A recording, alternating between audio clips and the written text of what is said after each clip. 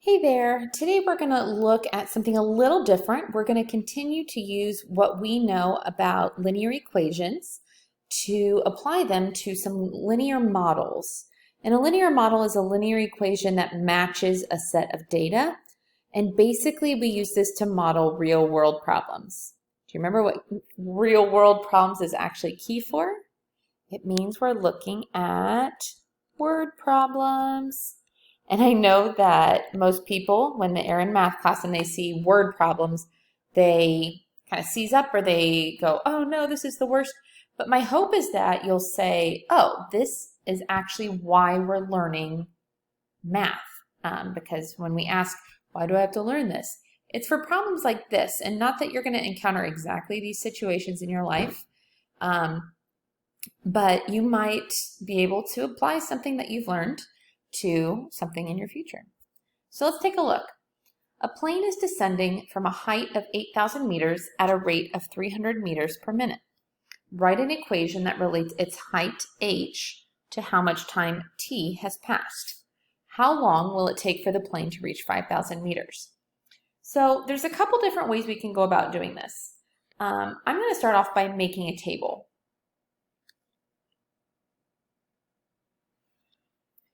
So actually, let me make it the other way. I'll make it this way. So we're going to say that the height, the height goes over here and the time goes over here. I have to think about which one determines the other. Do I say how high is it after 5 minutes, or do I say the height is determined by the time, because we're descending at a rate of 300 meters per minute. So it's saying that every minute that passes affects what the height is.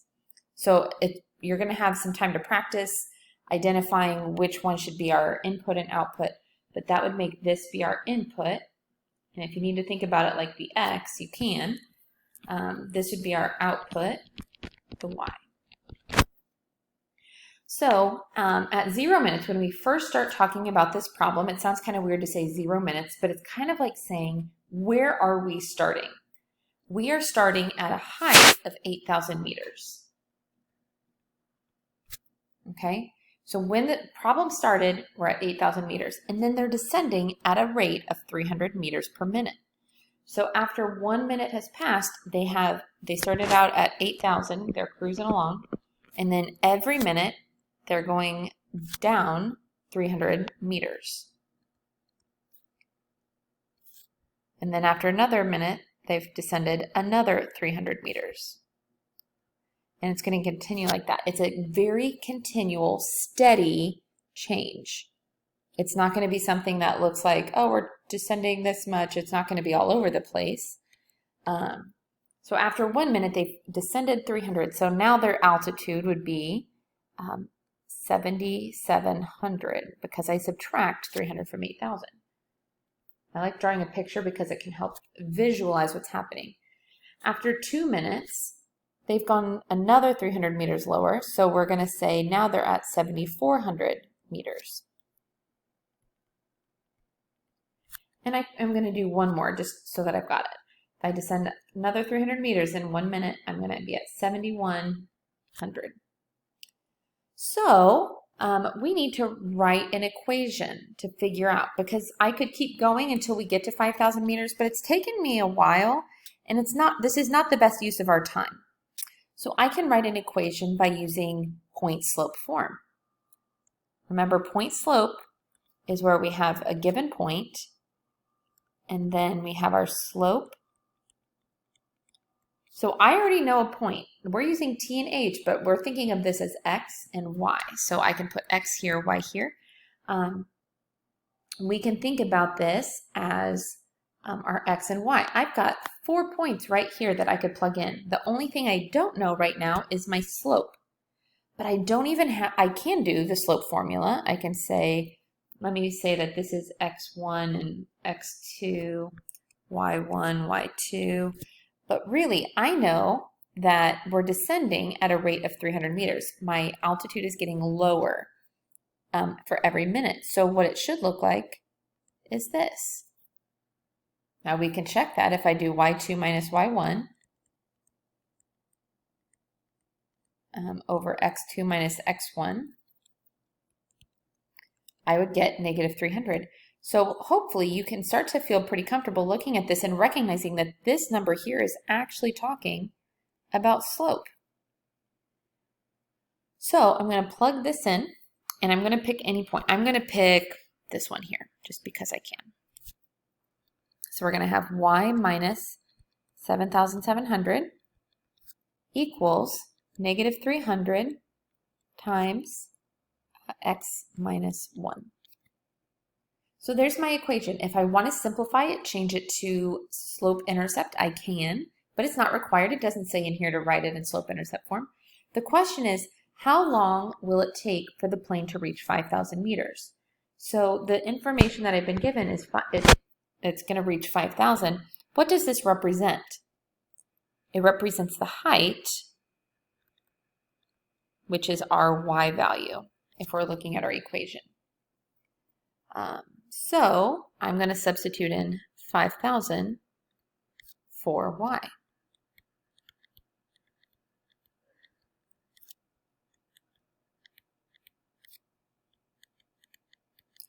And then the question was how long. So it's saying we don't know what the x is. We don't know how long is this going to take. So we're trying to find that x value. So if I do 5,000 minus 7,700, I would get negative 2,700. And then I'm going to do distributive property on the right and get negative 300x plus 300. When I solve that, I would subtract the 300 to the other side, and I would get negative 3,000 equals negative 300x. Dividing both sides by negative 300 would give us that x equals 10. And here's one of the really awesome things about using linear models and using word problems is that it kind of gives me an automatic way to check my work. If I look at this as an answer, I have to ask myself, what does 10 represent? They're saying it'll take 10 minutes. If I had solved this,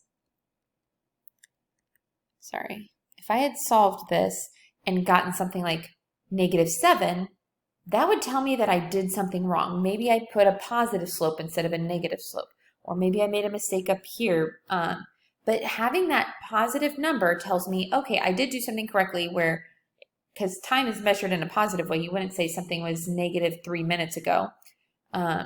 We wouldn't use the positive. So I like doing word problems because it kind of gives me a way to just make sure that this answer makes sense. It is possible sometimes to get decimals, and you'll have to kind of use your own judgment and read the problem about what's the best way to handle that. But the question here was, how long will it take for the plane to reach 5,000 meters? And we've answered that. It'll take 10 minutes. I don't expect you to write a full sentence. A full sentence is nice, and I make my 7th graders do that. But just if you write the unit that you're measuring, that would be really great, because otherwise 10 could mean a number of different things. All right, so let's look at this one. Erica reads 46 pages in 1 hour. After 4 hours, she has read 148. Write a linear equation in slope-intercept form to model the number of pages P that Erica can read in X hours. Graph the equation. So I'm going to start with a table again. This time I've been given the values P and X. And so X is going to go over here and P. And again, I can make sure of this because the number of hours is what determines how many pages she's read. She's reading at a consistent rate. So we would say, how long does it take her to read this many pages? We wouldn't say, how many pages does she have to read to get to 5 hours? That just wouldn't make sense. So time, anytime time is involved, it's a pretty good bet that that's going to be your input. Not always, but like 96% of the time. So here's what I know. I know that in 1 hour, she read 46 pages. 1 hour, she read 46 pages. And then after 4 hours, she read 148 pages. Now on this problem, it's not like the last one where I can easily find the slope just by reading the problem, but I can easily find the slope by using our formula. So if I use the formula, I'm going to do 148 minus 46 all over 4 minus 1. Well, this would give me 102 all over 3. And if I do 102 divided by 3, that would give me 34. So this is my slope.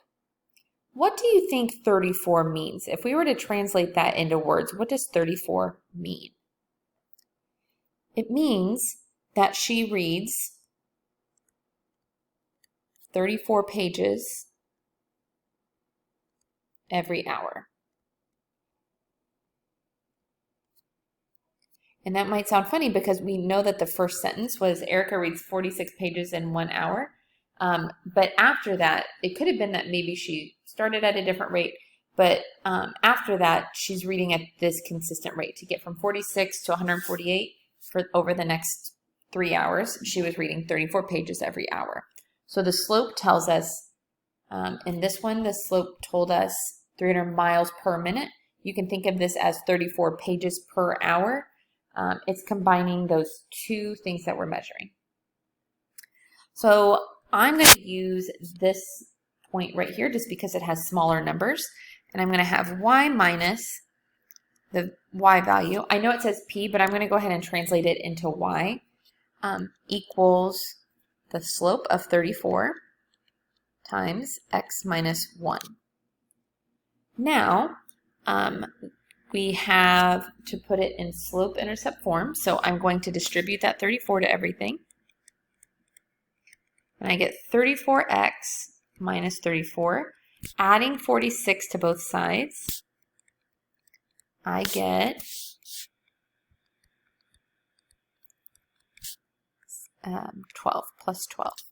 So this would be my equation. And what this tells me, if I want to interpret it, is that when she picked up the book to start reading, she had already read 12, like she was starting at page 12. And then after that, she read 34 pages every hour. And it does say to graph the equation. I don't have a coordinate grid on here, so I'm just going to kind of make my own. What this is going to end up looking like, actually, I'm going to make it more like this. Where this is x and this is y. And I'm going to do this because I'm only going to deal with positive numbers. She can't have negative amount of time. She can't read a negative number of pages. But what I would do is say, okay, if I label these by tens, and then just do ones across the x.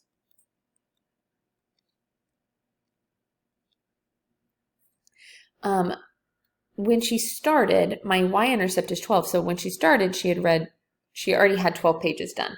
But then every hour, she read 34 pages. So I'm going to go up 34 and over 1. And I can check this. It should be at the point 146. Oh, I only went up 24, sorry. So we're going to go over here. 1, and then I've got 10, 20, 30, 46.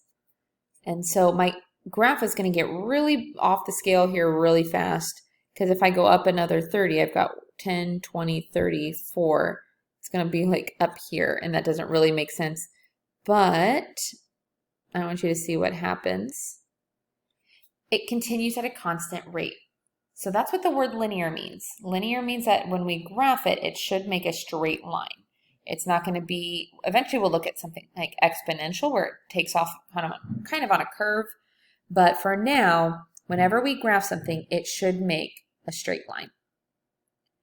If you have questions, please let me know. You can either type them in the comment section, or you can bring them to class and ask me, or just send me an email. But this is something that I think is really important because it answers the question of why am I learning this? And it helps us to really visualize what do these equations mean. So like I said, please let me know if you have any questions. I would be happy to help you.